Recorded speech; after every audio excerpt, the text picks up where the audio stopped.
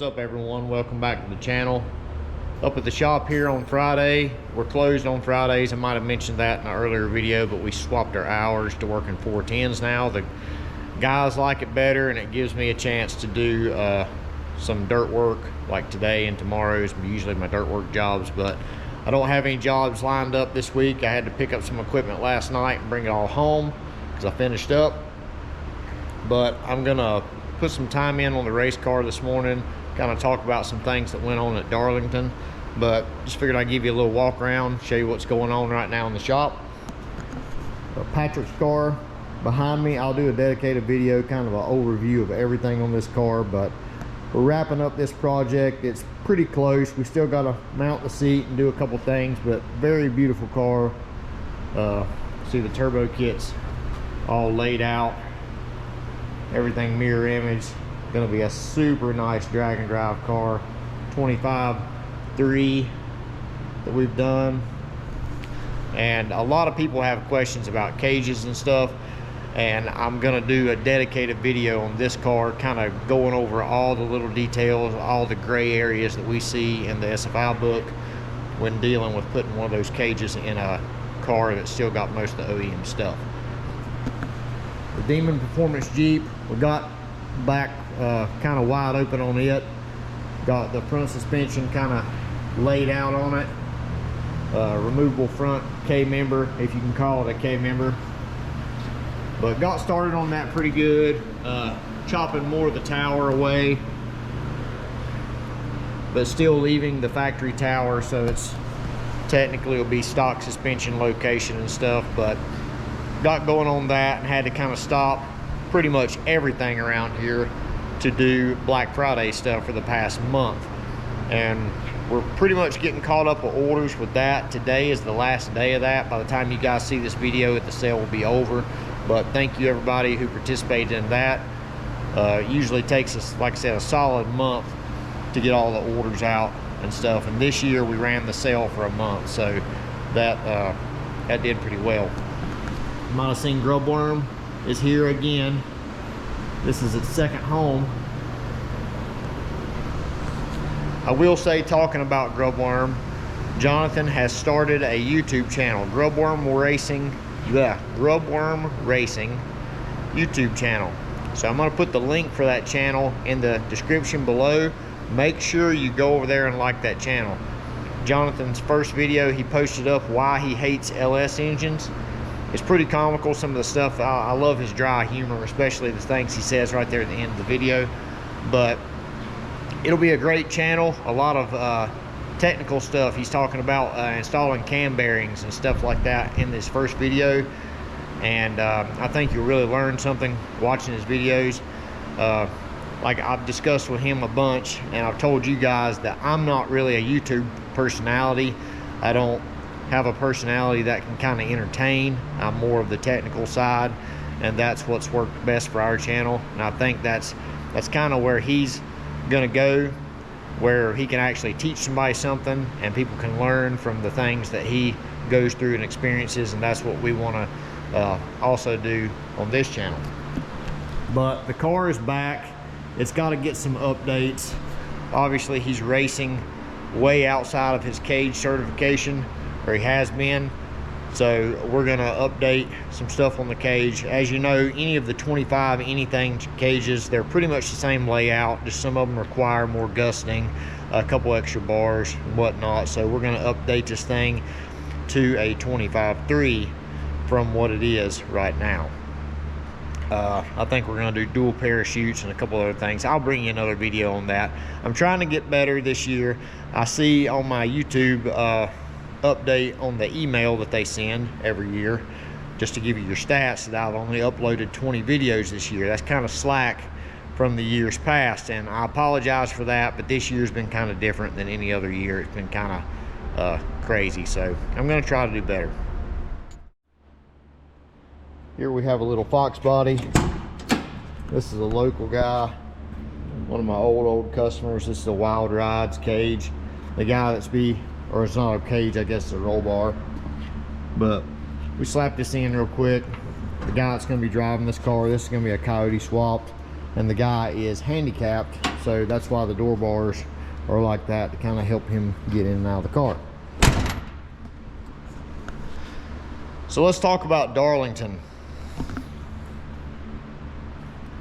I've got the race car tore apart behind me. Kind of everything laid out. As you know, we went faster than we ever have. 491 at 146.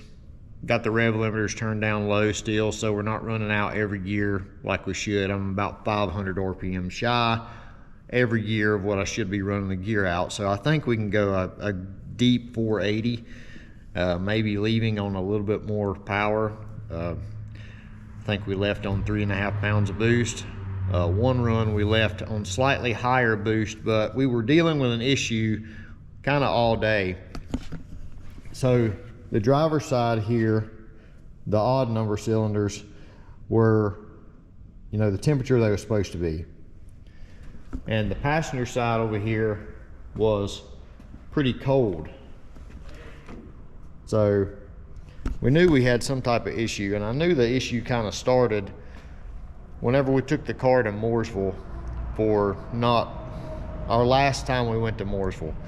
Couldn't get the car cranked. It just wouldn't hit. It would spin over, but it would sputter like it was really struggling to crank. And I knew we had changed nothing. This thing has always fired right up, just like a street car, even on methanol. I mean, it's fired right up with no effort at all. And the temperature outside really wasn't that different, that the fuel table could be off or something like that. And I just, in the frustration, we forced it to crank anyway. Finally got it. Ended up burning up our priming pump for our fuel, you know, messing with it so much. So after we got it cranked, we made hits and stuff. Once it got heat in it, it's like it was fine. So we just didn't worry about it. So then we go to Darlington, the same thing. Spin it over, it just won't hit. Finally, Jeremiah Hussey, an old friend of ours, he's got a Coyote car from way back in the day. He said, "Man, quit struggling, just spray some ether in that thing." I was like, I ain't never done that. You know, Jonathan does it in Grubbworm all the time. We done it out here and it backfired out the turbo, scared us to death. But I've never had to do that with this car. So we did it, and it fired up and it got running. But I was having to keep it running. We messed with the throttle blade a little bit to kind of give it a little bit more air, and I was messing with the fuel table and stuff, and I was like, I shouldn't be having to do this. I even copied, because I have all my maps saved from all the different dates and stuff. I went back and copied the fuel map off of a known good tune-up, flashed it in, made zero difference at all. I was still having to keep it running. So if you'll notice in my run video, when I'm pulling up the stage, it's idling really high. It's like probably 1600 RPM.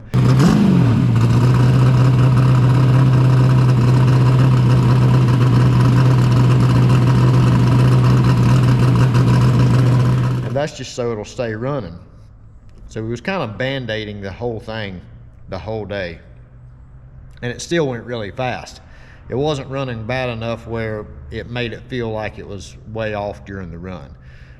So after our second run and everything felt pretty good, went up there the third time, it wouldn't even get up on the chip. Well, I'll just show you the video right here.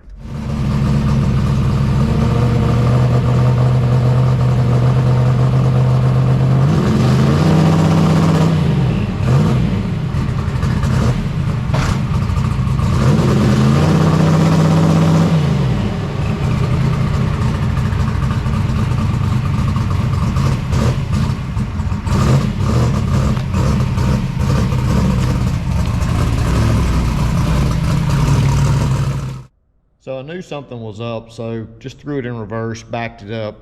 Lauren, Cody, all of them had no idea what I was doing. They was like, "What's wrong? What's wrong?" And I was like, "Just look out behind me. I'm backing up. We're going back to the trailer."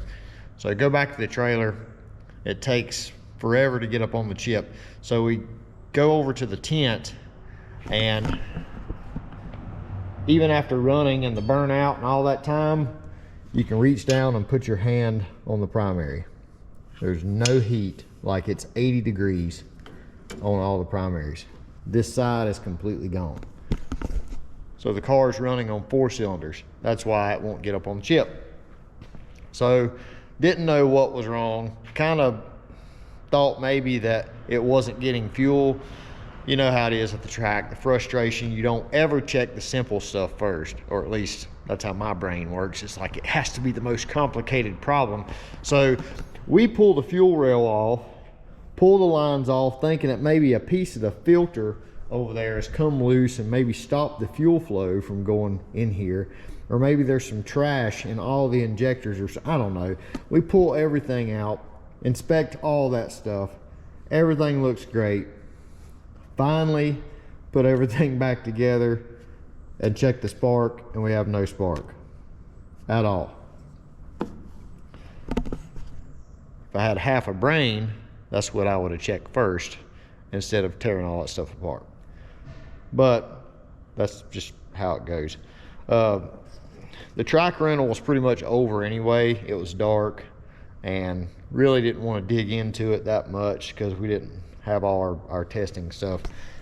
Anyway, I got pine needles and stuff I'm focusing on here.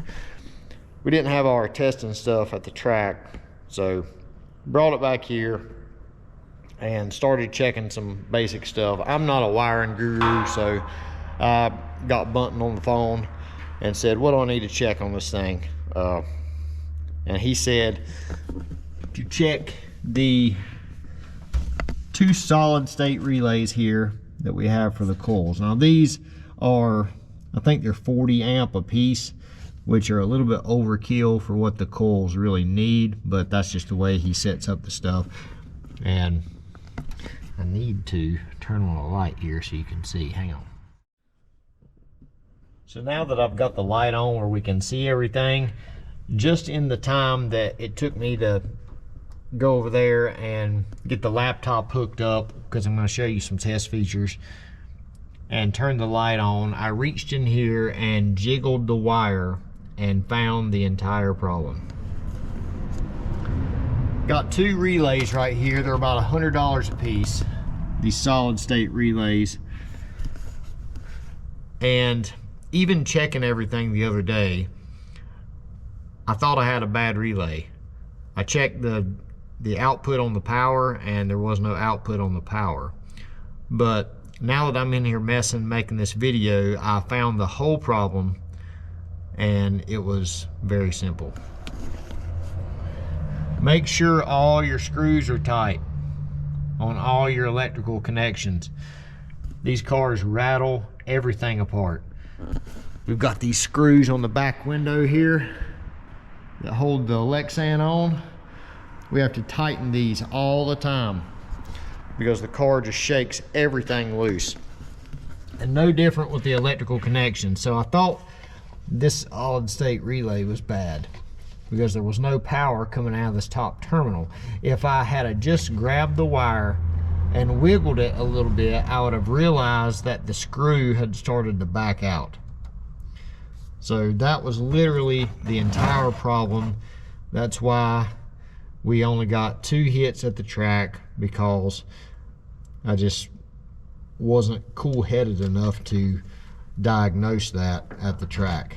And if I had, I would have solved the problem there, not had to spend any money on relays, and got some more passes. But the way my ECU is wired, you've got ground coming from the ECU as your signal to the relay.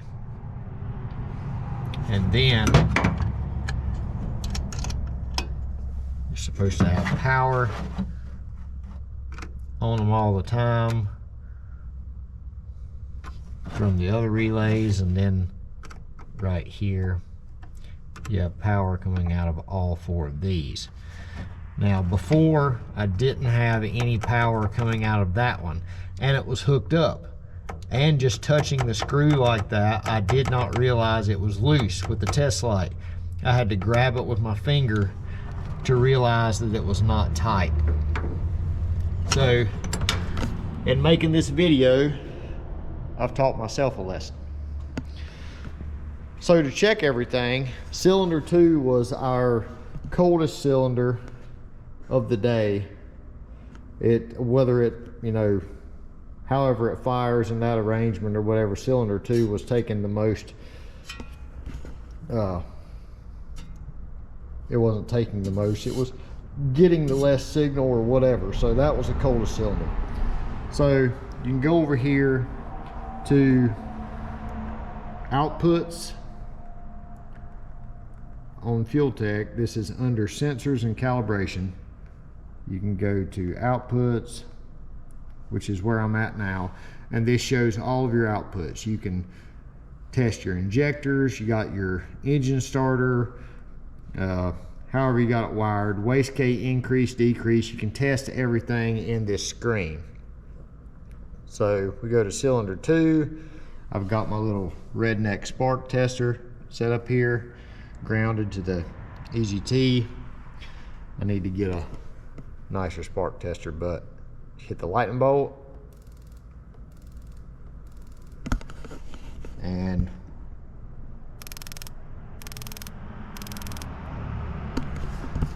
we're good to go. So I'm glad I come up here today and made this video, because I found my problem and I didn't even have to buy a couple $100 worth of relays. So it's always a learning thing with these cars. It seems like when they go to the track, they know they're there, and that's when they're gonna give an issue, something that you might have a hard time finding, a hard time slowing your mind down a little bit and thinking. That's why I don't think I could be as avid a racer as Jonathan is with Grubbworm or anything, because in a stressful situation like that, sometimes my brain just stops. And at the track it did. Obviously we tore the fuel rail off, checking the injectors, doing all that. See a nice red rag stain where all the methanol dumped out everywhere, but that's all it was a loose screw. So I think I'm gonna probably try to fire this thing up and see how good the thing cranks now that I've got all that fixed. So let's see what it does. Yeah, I forgot I had to put the battery charger on it. We was messing with it a lot at the track, and then I've had the ignition on for a long time here during the video and everything, so the batteries went down a little bit. So something I did do before I try to crank it is we was messing with the throttle blade a little bit at the track. We had to jack it up a little bit. So I adjusted my screw. I went back in my data log, and we'll turn the stuff on here where you can see, if you can, but my TPS right here, we had it at 5.6, and I looked back in one of my old logs and seen it was somewhere in the 4% range. So I went ahead and adjusted my blade screw to put it back similar to where it was right off the bat, because I know it had too much blade to be happy with us adjusting it and stuff. So let's see what our battery is right now.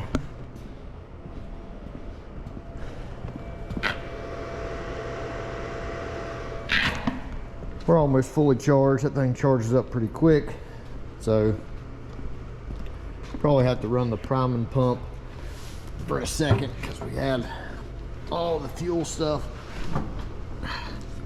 have to fall in this thing. Y'all don't realize how small this car is inside.